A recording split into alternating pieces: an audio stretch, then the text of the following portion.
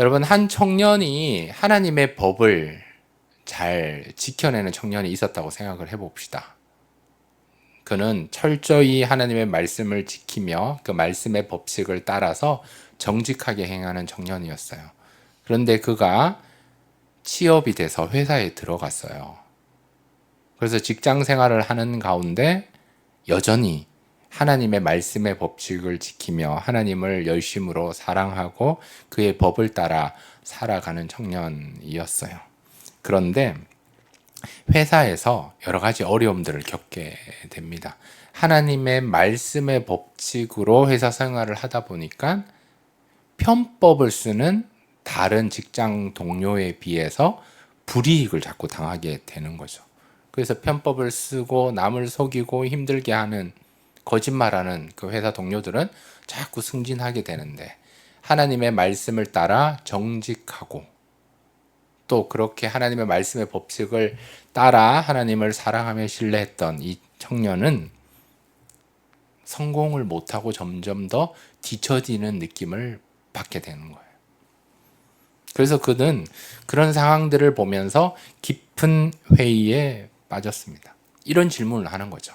하나님을 믿는 것이 무슨 의미가 있지? 하나님을 믿고 그 말씀의 법칙을 따라 살아가는 것이 어떤 의미가 있을까? 회의가 오는 거죠. 왜 그렇습니까? 현실의 부조리 앞에서, 현실과 자꾸 타협하는 사람들로 인해서, 편법을 쓰는 회사의 동료들 때문에 믿음이 흔들릴 때가 있다라는 거예요. 오늘 본문 시편 73편은 이러한 고민들을 가지고 하나님 앞에서 기도하는, 토로하는 시편입니다. 다시 말하면 현실과 말씀이 충돌이 일어날 때, 하나님의 말씀은 이런데 현실 속에서 자꾸 모순이 일어날 때, 그 상황 가운데서 너무 힘들고 어려운 나머지 이 아기는 계속 현실 속에서 승승장구하며 형통케 되는 그 모습을 보면서 믿음을 가지고 살아가는 사람들은 계속 고통 가운데, 고난 가운데, 힘들고 어려워하는 이 상황 가운데서 하나님께 질문하면서 기도하면서 의문을 가지는 내용입니다. 그래서 오늘 이 시편 73편은 시작할 때 보면 아삽의 시라고 되어 있거든요. 아삽이라는 이 청년이, 저는 청년인 것 같아요. 청년이 하나님 앞에서 고백하는 내용이죠. 1절 말씀에 보면 이렇게 시작합니다. 하나님이 참으로 이스라엘 중 마음이 정결한 자에게 선을 행하신다. 하나님은 선하시다. 악인의 형통하는 이 세상의 현실의 상황 속에서 여전히 하나님은 선하심을 고백함으로 시작합니다. 그런데 충격적인 사실은요, 우리 2절 말씀 다 같이 읽어볼까요? 시작. 나는 거의 넘어질 뻔하였고 나의 걸음이 미끄러질 뻔하였으니. 아멘. 거의 넘어질 뻔하였다. 미끄러질 뻔하였다. 이 한마디로 얘기하면 지금 너무 힘들다라는 거예요. 괴롭다는 거예요. 자꾸 현실과 말씀 사이에 모순이 생기고 부조리가 있고 이것이 일치가 되지 않는 이런 모습 가운데 너무 괴롭고 힘들다. 신앙의 회의가 오고 있다라고 생각했다라는 거예요. 왜 그럴까요? 3절 말씀에 보면 이런 표현이 나와요. 이는 내가 악인의 형통함을 보고 오만한 자를 질투하였음이로다.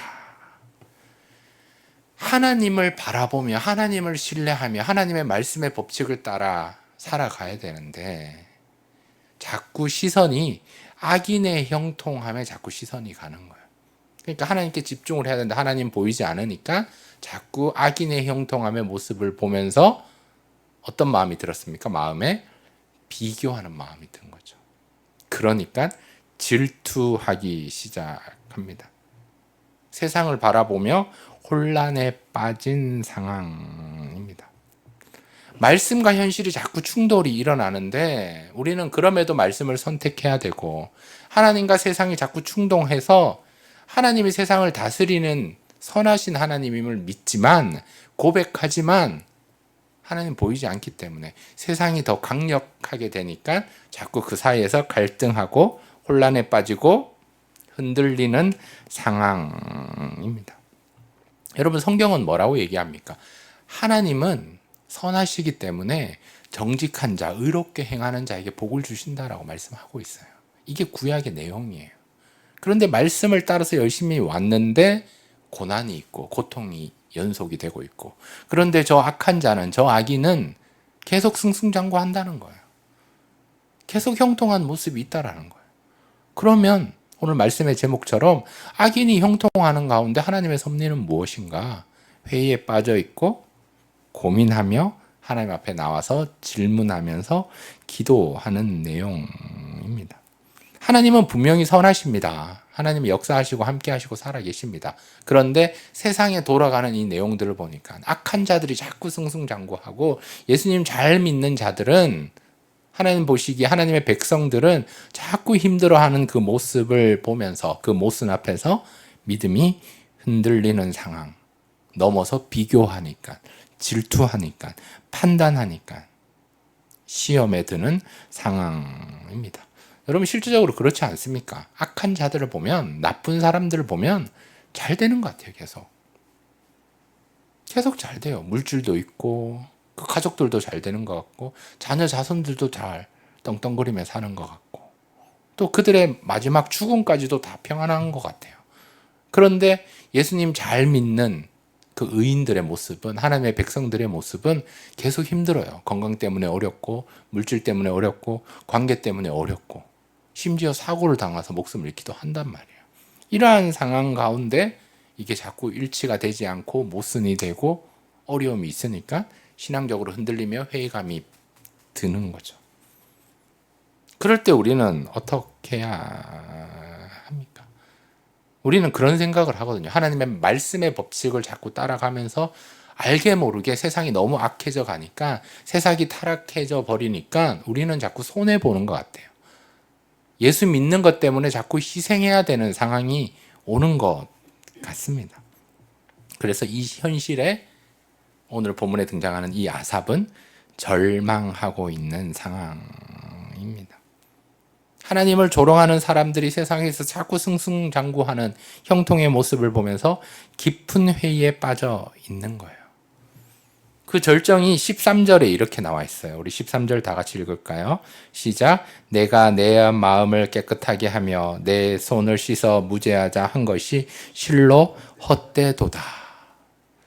자기 인생을 살아봤는데 하나님 말씀을 믿고 의지하며 말씀을 지켜내며 말씀의 법칙 속에서 하나님을 사랑하며 신뢰하며 열심으로 나온 이 모든 것들이 다 헛된 것 같은 느낌인 거예요. 하나님을 경외하며 우리가 찬송하며 예배드리며 오늘 수요 기도의 자리에 기도하는 이 내용들이 허무하다라는 거예요. 헛되다라는 거예요.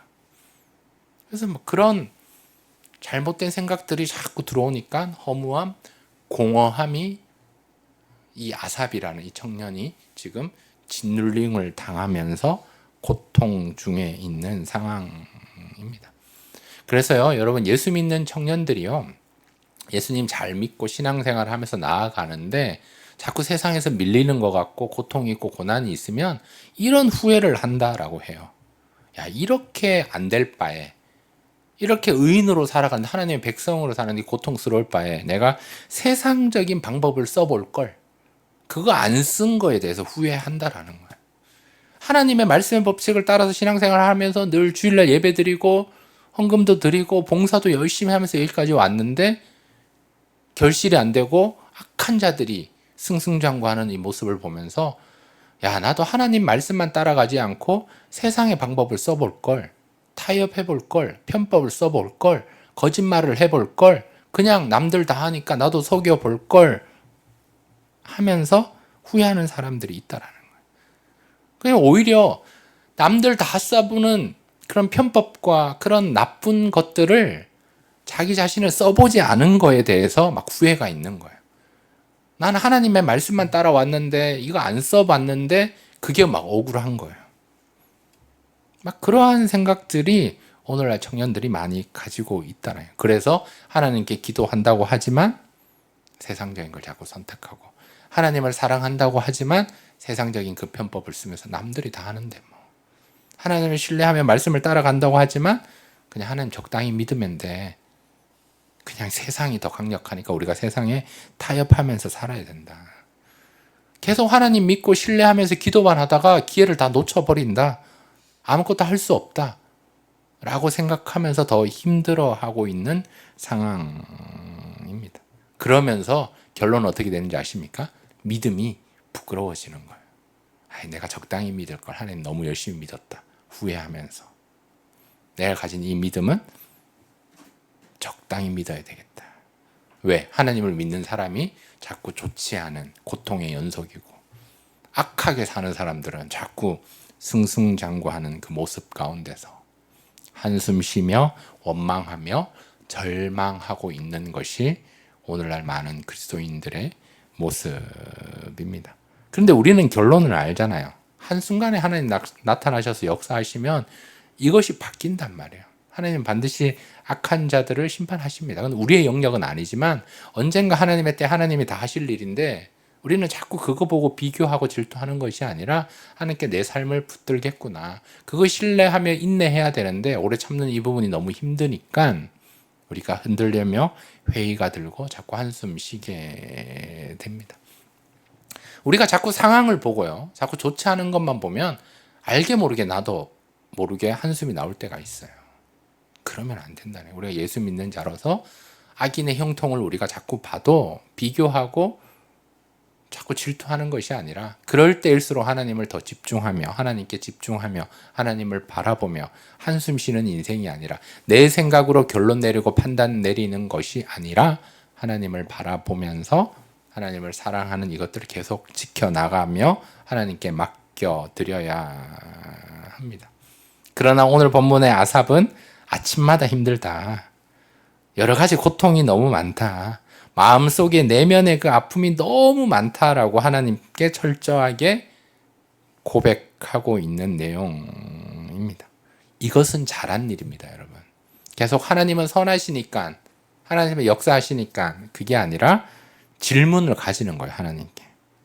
나 하나님 잘 믿고 순종하면서 왔는데 왜 이렇게 고난이 끊이지 않는가? 나는 이렇게 열심히 기도해도 내 육신은 왜 자꾸 쇠약해져 가는가? 나 하나님 열심히 잘 믿는데 왜 이렇게 삶에 평안이 없을까? 이런 질문을 가지고 세상으로 나아가는 것이 아니라 하나님 앞에 나오는 것은 좋은 겁니다, 여러분. 그래서 우리가 하나님 앞에 나와서 질문을 하는 것은 믿음이에요. 그러나 단지 세상과 자꾸 비교하는 것이 아니라 나를 돌아보는 거예요. 나는 지금 바르게 살고 있는가? 하나님은 어떤 분이신가? 내가 가고 있는 이 길이 진리의 길인가요? 이런 질문을 하면서 나의 위치 점검을 하면서 하나님 앞에 고백하는 거죠. 왜냐하면 하나님은 우리의 기도를 들어주시고 우리의 연약함을, 우리의 약함을 인정해 주시는 분이시기 때문입니다. 여러분, 하나님께 질문을 하면요, 하나님 답을 주십니다. 응답을 허락해 주신다는 거예요. 낙심한 영혼에게는 새 힘을 주십니다. 하나님을 찾고 하나님께 질문하며 회의를 가지고 나와왔지만 하나님 회의감이 듭니다. 너무 흔들립니다. 너무 의심이 됩니다. 라고 고백할 때 하나님께서 다 들어주시고 은혜 주시고 역사해 주시고 때를 따라 돕는 은혜를 주신다는 사실을 우리는 기억해야 합니다. 그냥 하나님은 그냥 선하시니까 그냥 아무 질문도 안 하는 것이 아니라 자꾸 질투하고 비교해서 세상으로 나아가는 것이 아니라 오늘 본문의 아삽처럼 정직하게 하나님 앞에 나와서 질문하는 것, 기도하는 것, 고백하는 것, 힘들다고 이야기하는 것이 믿음입니다. 이것이 믿음이에요. 절망 속에 주님을 바라보는 것, 절망 속에 하나님 앞에 나와서 질문을 던지는 것. 그럴 때 하나님께서 위로해 주시고 만나 주시고 은혜 주시면 나의 도움이 하나님께로부터 오는구나 깨닫게 된다라는 거예요. 그러니까 하나님이 확신을 주시기도 하고 평안을 다시 주시기도 하고 악인의 형통 저게 중요한 게 아니에요. 나는 하나님과의 올바른 관계에 있는 나의 위치를 점검하면서 돌아보니까 그 절망적인 상황에서 감사하기도 하고 찬송하기도 합니다. 그런데 오늘 시편 73편의 결론이 여러분 어떻게 되시는지 아십니까? 우리 17절 말씀 한번 읽어볼까요? 시편 73편 17절입니다. 시작. 하나님의 성소에 들어갈 때야 그들의 종말을 내가 깨달았나이다. 아멘. 훗날 하나님의 성소에서 하나님을 만나며 해답을 얻게 되는 거예요. 깨달음을 얻게 된다는 거예요. 언제? 성소에서, 성소에 들어갈 때에. 우리도 마찬가지예요. 지금 힘들고 어려운데 성소에 들어갈 때에 해답을 얻게 돼요. 그러나 지금은 아직 성소에 들어가지 못했기 때문에 고민하고 갈등하는 가운데 하나님을 자꾸 하나님께 질문해야 합니다. 어떤 의미에서 우리 1절부터 14절까지 읽었지만 이 내용은 신앙의 어두운 밤이에요. 하나님 잘 보이지 않는 순간. 그러나 이 신앙의 어두운 밤은 하나님이 떠난 시간이 아니라 하나님 앞에서 철저하게 질문하고 하나님과 씨름하며 나의 위치를 점검하는 시간입니다.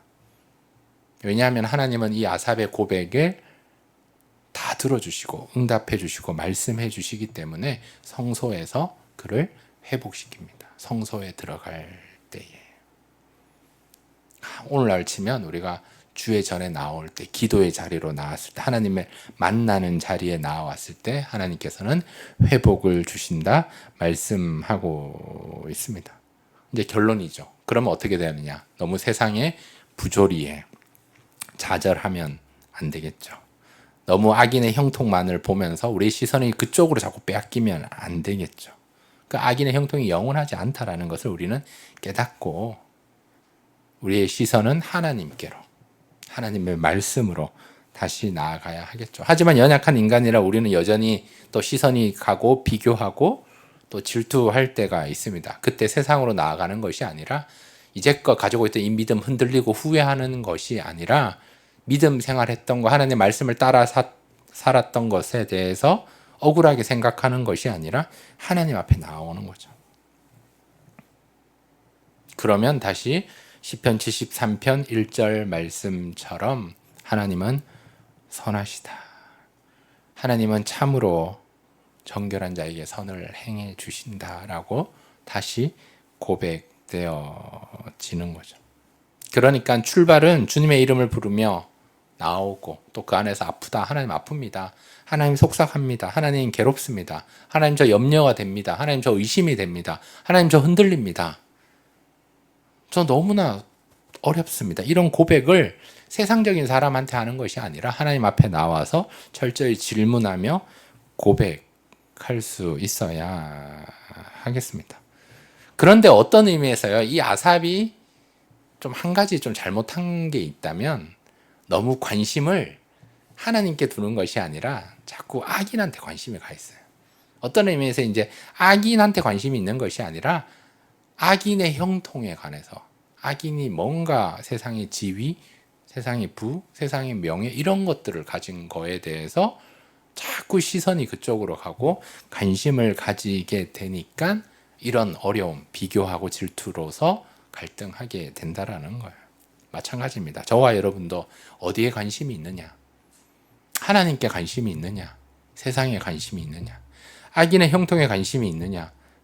하나님의 섭리에 관심이 있느냐? 이거 점검하셔야 합니다. 내가 하나님의 사랑 안에 있느냐? 내가 하나님의 사랑으로 용서받았느냐? 나는 평안이 든든히 세워져 가고 있느냐? 이 질문을 던지면서 우리의 믿음을 점검하고 나의 관심은 어디에 있는지를 자꾸 돌아봐야 되겠죠. 나는 하나님의 은혜 안에 있느냐? 나 하나님께 기쁨이 되고 있느냐? 우리 교회는 어떠냐? 우리 나라는 어떠냐? 우리의 가정은 어떠냐? 우리의 자녀와 자손들은 어떠냐? 이거 자꾸 점검하면서 나의 관심이 어디에 있는지를 기억해야 합니다. 그러나 안타깝게도 아삽은 악인의 형통에, 악인의 잘됨에 너무 집중하고 있어요. 너무 관심을 많이 가지고 있어요. 그 관심이 하나님께 있다기보다 자꾸 질투하면서 악인의 잘됨을 놓고 너무 비교하고 있어요. 너무 판단하고 있어요. 악인이 저 정도 되었는데 나는 이 정도 되어야 되지 않겠습니까? 라는 스스로 그런 보상을 받으려고 하는 관심이 가득 차 있었다는 거예요. 인간이니까 어쩔 수 없지만 그럼에도 불구하고 우리의 관심은 하나님께, 하나님의 사랑하는 것에, 자꾸 악인에게 관심을 가는 것이 아니라 나는 어디에 관심이 있는지를 점검해 보아야 하겠습니다. 마지막으로 이제 한 가지만 말씀드리고 이제 말씀을 마칠 텐데요. 과거에 이제 신정론이라고 그래요. 세상이 이렇게 어지럽고 힘들면 우리가 그런 질문을 던지거든요. 그러면 하나님은 어디 계시냐? 하나님이 왜 세상을 이렇게 혼란스럽게 하시느냐? 오늘 말씀을 정리해보면 왜 하나님은 악인의 형통을 주시느냐라고 모든 책임을 다 하나님께 넘겨버려. 이게 신정론이라 그러거든요. 근데 이것이 좀 문제가 뭐 있냐면 너무 하나님께 추상적으로 얘기를 하는 거예요. 그러면서 나의 모든 책임과 이런 것들은 의무와 뭐 이런 내용들은 다 포기해버리고 모든 책임을 다 하나님께 떠넘겨요. 이거 하나님이 안 하셔서 그렇다. 하나님 왜 이렇게 하셨냐? 이게 아니라 오늘날에는 신정론이라고 해서 하나님께 다 책임을 떠넘기는 것이 아니라 그러면 그 속에서 나는 그러면 어떠한 위치와 어떠한 태도와 어떠한 행동을 했느냐를 점검을 하는 거죠. 왜 우리는 세상이 이렇게 타락하고 혼란스러운 것을 우리는 왜 허용했느냐? 이것을 개선할 방법은 없느냐를 점검해 보는 거죠. 이것이 오늘날의 신정론이 되어야 되는 거죠. 그런데 악한 현실과 부조리 앞에선 기독교인들이 그냥 다 하나님 탓입니다. 하나님이 다 책임 있습니다. 넘겨버리면 우리는 여전히 아무것도 할 수 없는 존재가 되어버린 거죠. 하지만 그 안에서 기독교인으로서 살아있는 고민을 하는 거죠. 그럼 내가 할 수 있는 일은 뭐가 있을까?